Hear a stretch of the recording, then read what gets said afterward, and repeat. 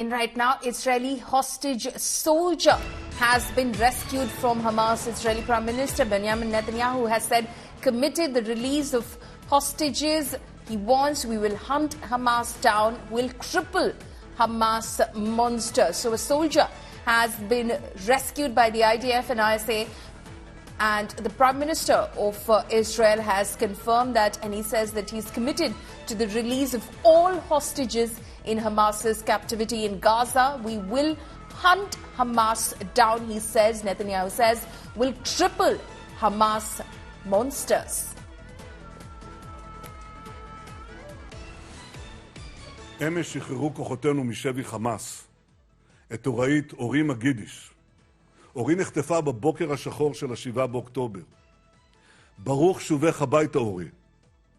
אני מברך את השב"כ ואת צה"ל על ההישג החשוב והמרגש הזה, הישג שמבטא את המחויבות שלנו להביא לשחרור כל החטופים. עם ישראל כולו מצדיע לשב"כ ומצדיע לצה"ל. ולמחבלי החמאס ולדאעש אני אומר, אתם מפלצות. אנחנו נמשיך לרדוף אתכם, אנחנו נמשיך לצוד אתכם, נכה בכם עד שתיפלו לרגלינו. Now, amid the escalating war between Israel and Hamas, Israeli troops and tanks continue to attack Gaza, causing massive devastation.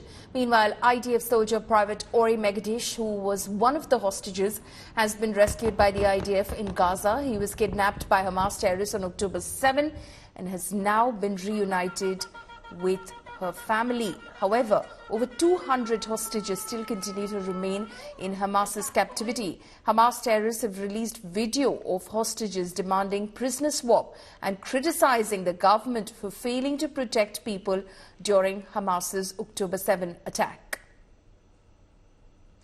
Joining me right now is India Today's Shiv Arur from Israel. He's in the war zone. Shiv, my first question to you, what are we seeing?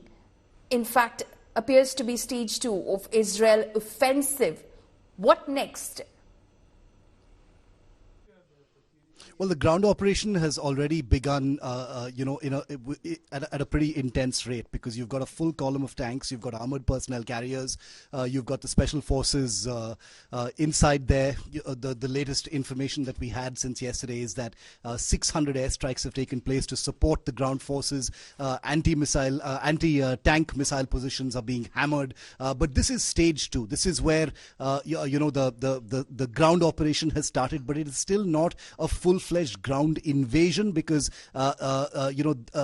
this particular operation is still very much concentrated in the northern part of Gaza and not really to the central and southern part where airstrikes are taking place. Now, whether this is going to expand into a larger ground invasion appears to be the most difficult question to answer right now, because the defense minister of Israel has talked about a long and hard war, which is in many ways a kind of nightmare scenario as far as Israel is concerned. But is this going to escalate into bigger columns of tanks being pushed in? Is there going to be, occupation of territory?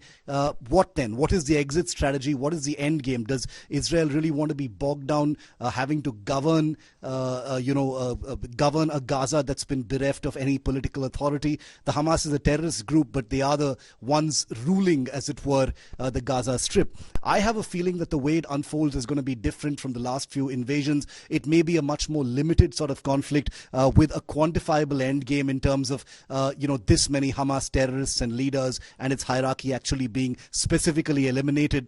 Even the way the Israeli Defense Forces are going about it this time, with more targeted, more precision force than the usual armored might that they've done with the, previous invasions in 2009 and 2014, appears to suggest that this time they've recalibrated and recalculated how they want to achieve what they want to achieve, because even in the past, the complete obliteration of Hamas was never really an end game.